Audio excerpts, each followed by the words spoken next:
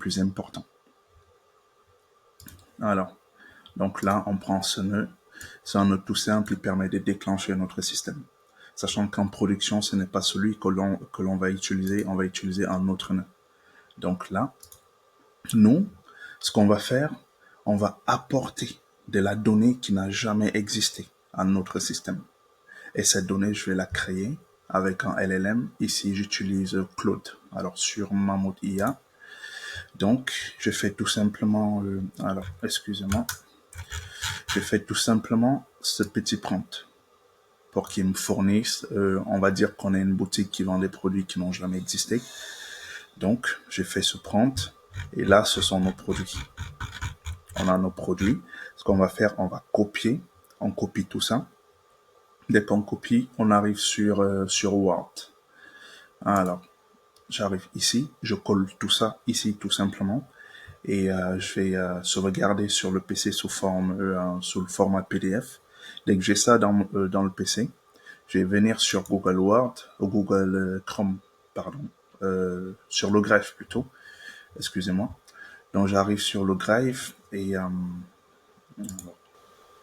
donc là, on y revient. Ce qu'on va faire, on va chercher boutique, dont je l'ai déjà stocké sur Google Drive. Du coup, je fais ma recherche ici. Voici le document que je vais apporter à mon système. Donc, je clique dessus. Le nom, il est bien là. On a notre document. OK. Donc, je copie le nom. Et je reviens sur N8N. J'arrive là. On va utiliser Drive. Google Drive pour ça. On vient sur le nœud.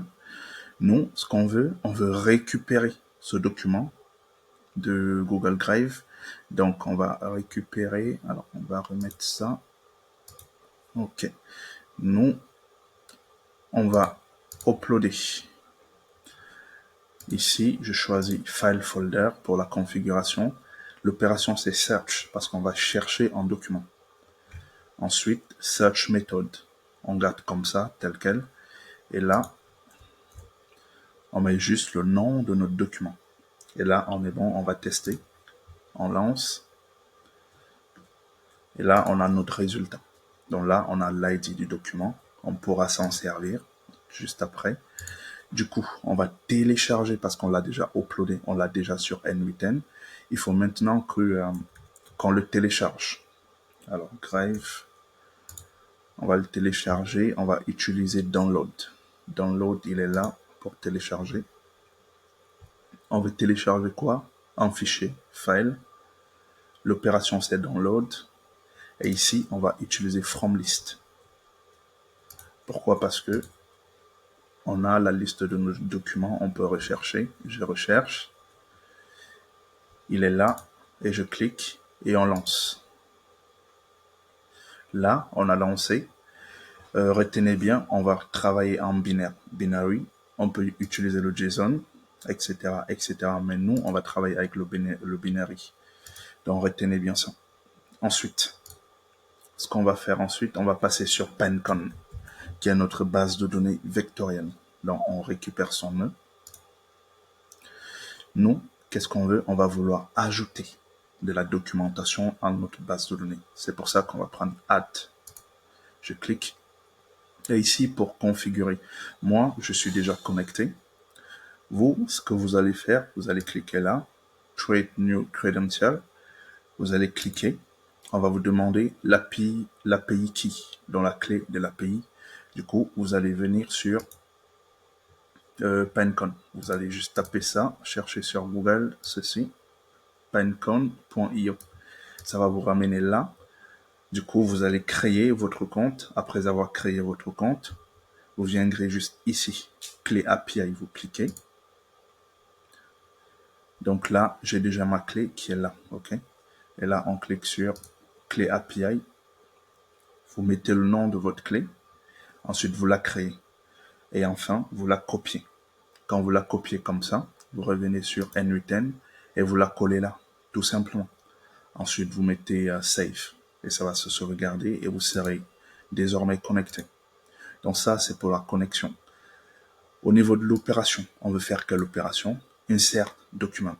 À savoir que chez Pencon, insert, ça veut dire insérer, créer. Donc nous, on va créer ce document dans notre base de données, on va stocker, donc on va créer. Ensuite, Pinecone Index. On passe à l'index. En fait, chez Pinecone, ce qu'ils appellent index, c'est la base de données. Donc, on va la créer. Créer un index. Je clique là. Et là, on va donner un nom. Je donne YouTube, par exemple. OK, YouTube Rag, si vous voulez. YouTube Rag. Je vais juste copier le nom parce que je vais m'en servir plus tard. Alors, ça refuse des espaces. Allez, on met juste YouTube, on fait comme ça.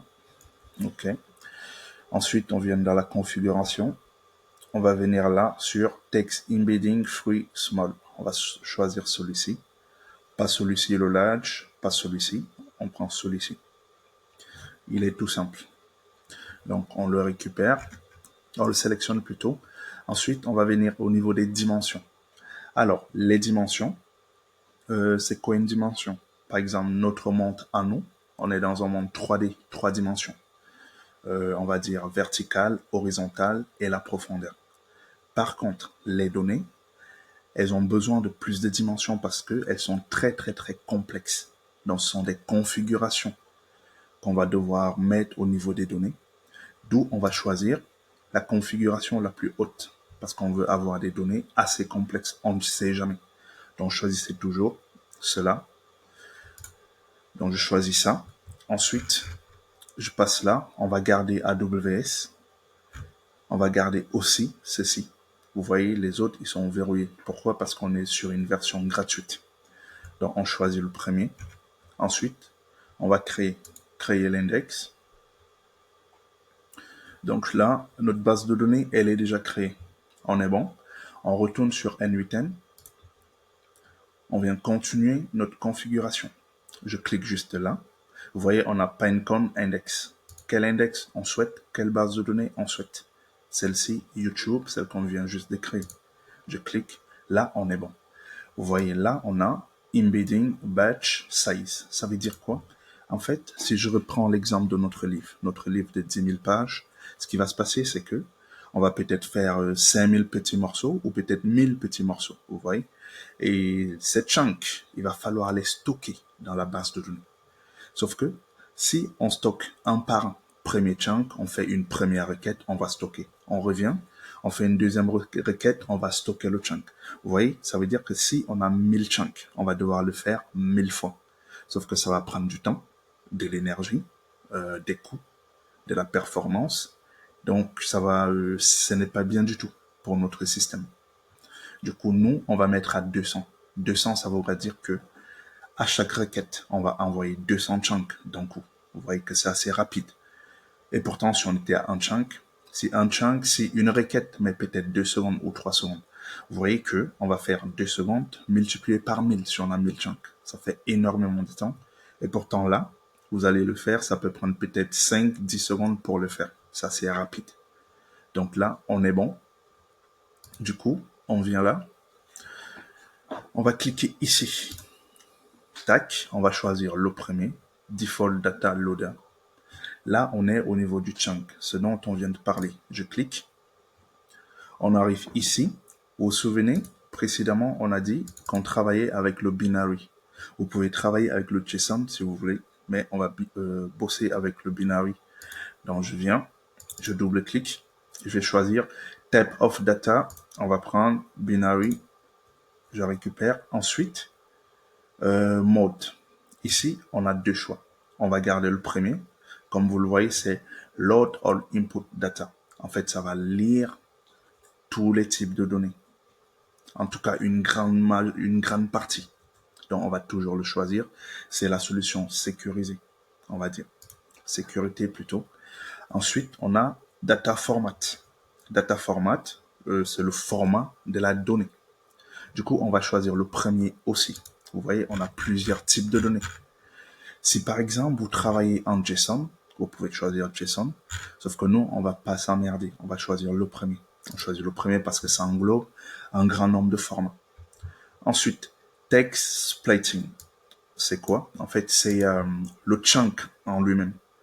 Dans splitting, on sait que splitter, c'est couper. Donc, ce sont les morceaux.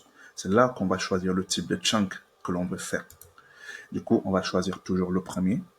Donc ça veut dire quoi quand on voit le 1000? En fait, ça veut tout simplement dire que chaque chunk aura 1000 caractères. Donc chaque morceau aura 1000 caractères. OK? Et le 200, ça signifie quoi? Ça signifie que, supposons que vous cherchez une information. Cette information, elle est contenue, par exemple, sur deux morceaux. On est d'accord?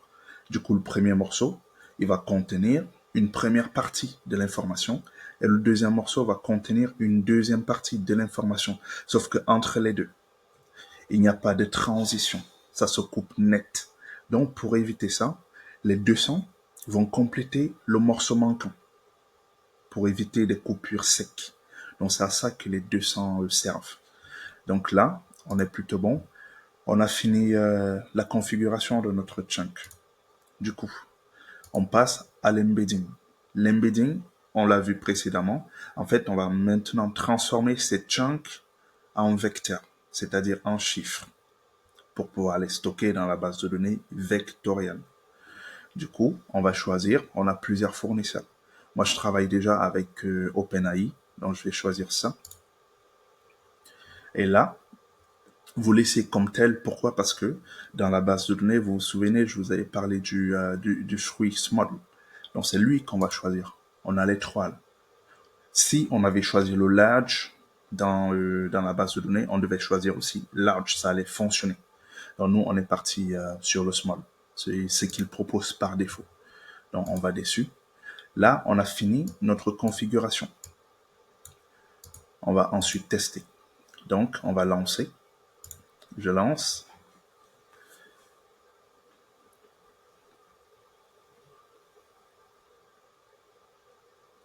OK. Là, tout est bon.